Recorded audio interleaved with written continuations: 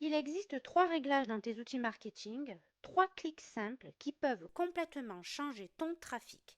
Le problème, la majorité des débutantes ne les activent jamais. Du coup, elles créent du contenu, elles postent, elles passent du temps, mais elles n'ont presque pas de résultats. Dans cette vidéo, je vais te montrer où cliquer, quoi activer, pourquoi ça change tout et comment le faire en moins de 5 minutes par réglage. Et reste bien jusqu'au bout parce que le troisième réglage est celui qui fait la plus grosse différence si tu veux des leads, pas juste des vues. Tu connais peut-être cette sensation, tu fais ce qu'il faut, tu publies, tu testes, tu crées du contenu faceless, tu essaies d'être régulière et pourtant ton trafic ne décolle pas. Tu as l'impression de travailler pour rien, comme si ton contenu restait invisible. Le secret, ce n'est pas de faire plus, le secret, c'est d'activer les bons leviers. Des petits réglages stratégiques qui donnent plus de portée à ce que tu fais déjà.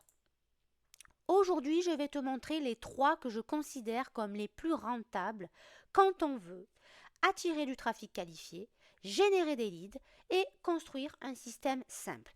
Et même si tu débutes, tu peux les activer facilement. Le premier réglage, le réglage de la visibilité totale. Vérifie que Google voit vraiment ton contenu.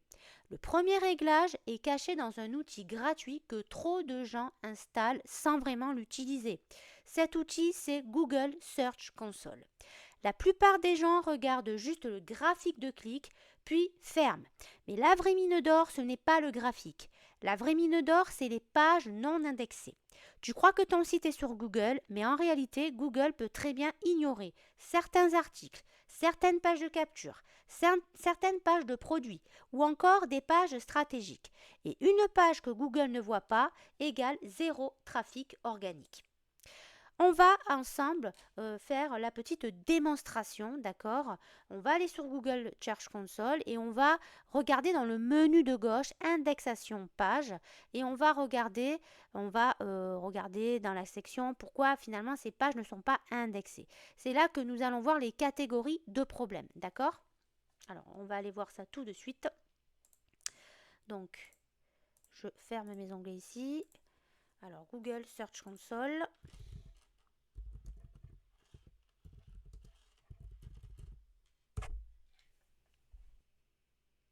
Ok, donc on va donc sur Google Search Console, on va sur indexation page, on descend, d'accord, jusqu'à pourquoi les pages ne sont pas indexées. Et ici, vous voyez, j'ai pas mal de problèmes avec certaines pages. Donc ici, on reprend notre petit PDF. Donc c'est là que je vois les catégories de problèmes. Quoi regarder en priorité? Explorer actuellement non indexé.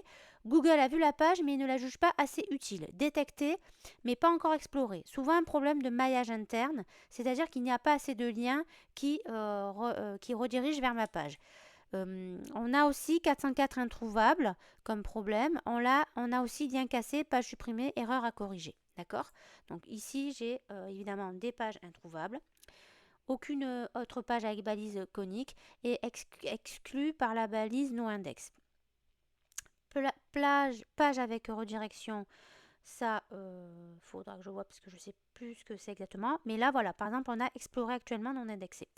Donc, ce que je vais faire concrètement, je vais identifier 3 à 5 pages importantes. Je corrige ce qui bloque. J'ajoute des liens internes depuis mes contenus les plus regardés. Et je clique sur valider la correction.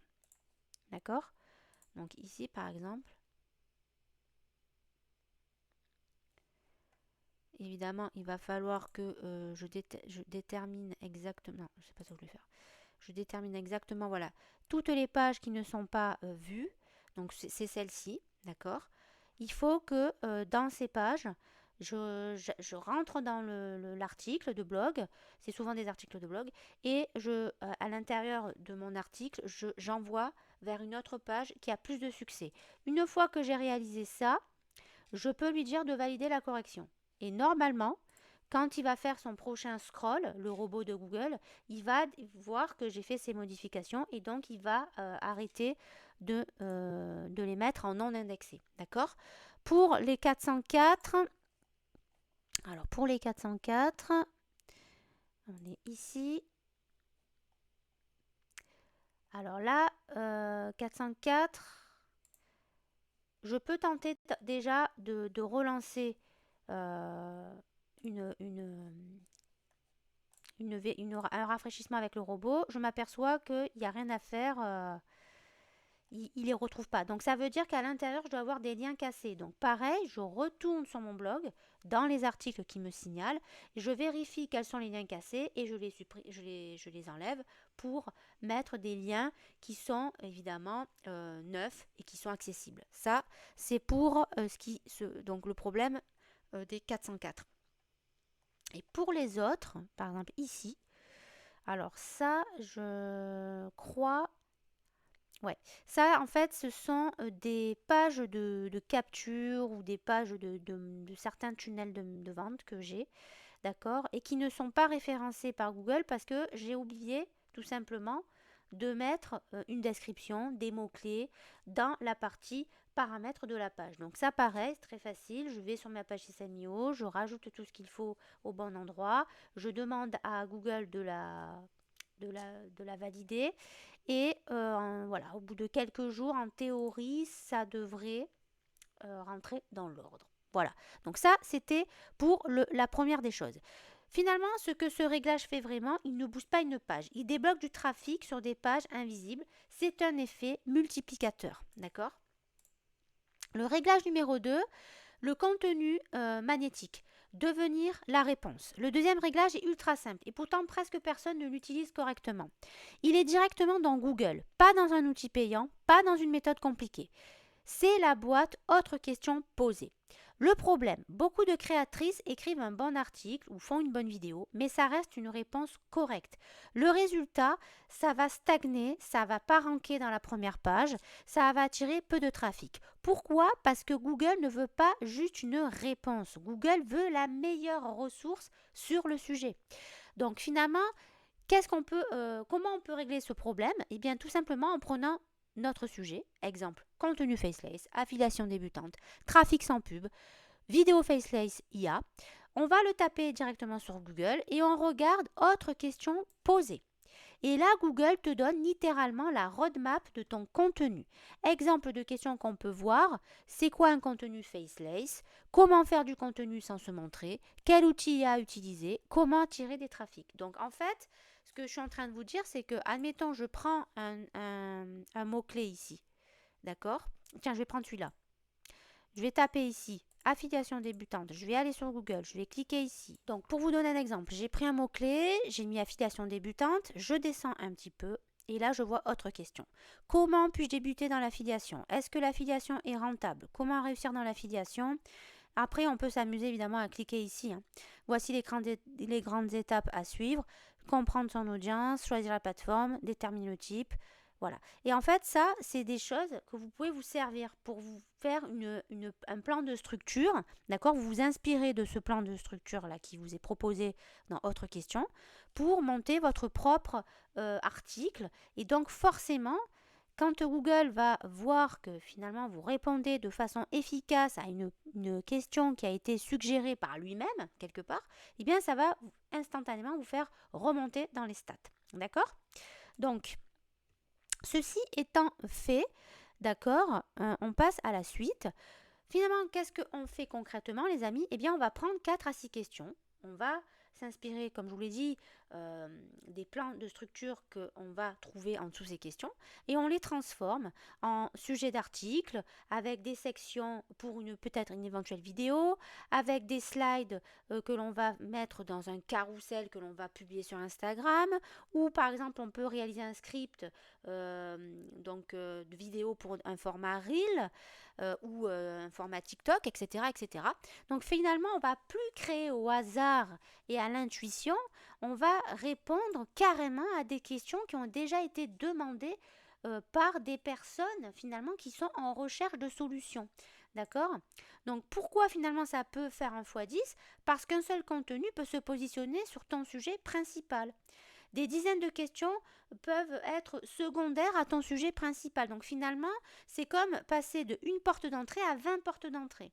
Et en plus, ton contenu devient plus clair, plus utile, plus rassurant, donc meilleur pour ton audience. Le réglage numéro 3, Le plus rentable, arrête de payer pour les touristes. Le troisième réglage est le plus puissant si tu fais un peu de pub ou si tu veux en faire plus tard sans brûler ton budget.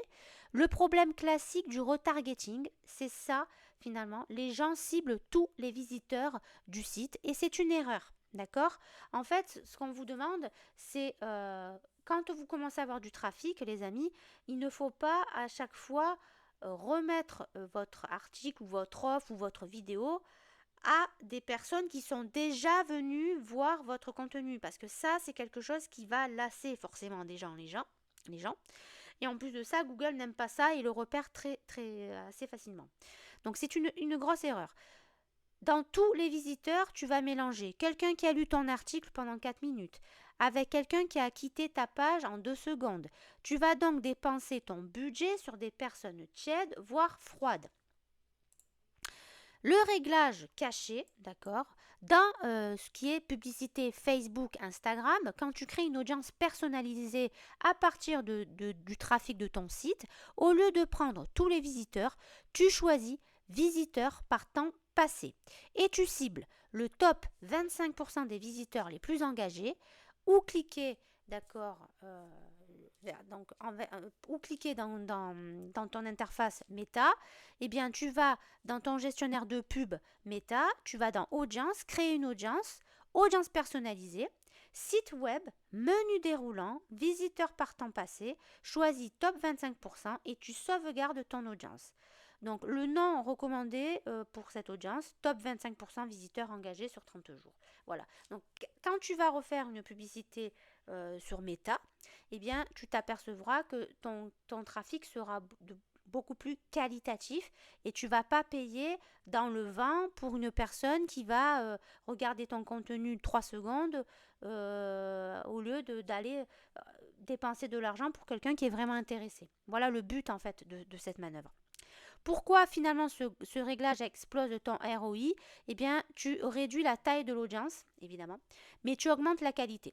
Donc en général, un meilleur taux de clic, un coût par résultat plus bas, une meilleure conversion, moins de gaspillage, et tu arrêtes de crier dans la foule un petit peu au hasard finalement à qui veut bien l'entendre. Tu parles évidemment à des personnes déjà intéressées. Le récap de cette vidéo, de ces réglages. Donc le premier réglage évidemment c'est Search Console, on va vérifier les pages non indexées dans Google Search Console. Objectif, rendre visible ce qui est déjà créé. Deuxième étape, on va sur Google, on cherche en fonction de certains mots-clés les autres questions posées. On utilise ces questions pour structurer notre contenu. L'objectif c'est de devenir la meilleure réponse et pas juste une réponse parmi tant d'autres. Le réglage numéro 3, si tu fais de la campagne publicitaire sur Meta, eh bien de retargeter tes visiteurs engagés. Et comment tu fais? En créant une audience top 25% temps passé. Objectif, tu investis ton budget sur les bonnes personnes, tu appliques un seul de ces réglages et tu peux déjà améliorer tes résultats considérablement. Donc appliquer ces trois ensembles, c'est là que tu crées ton vrai système. Si tu veux aller un petit peu plus loin sans te disperser, je t'ai préparé un guide gratuit.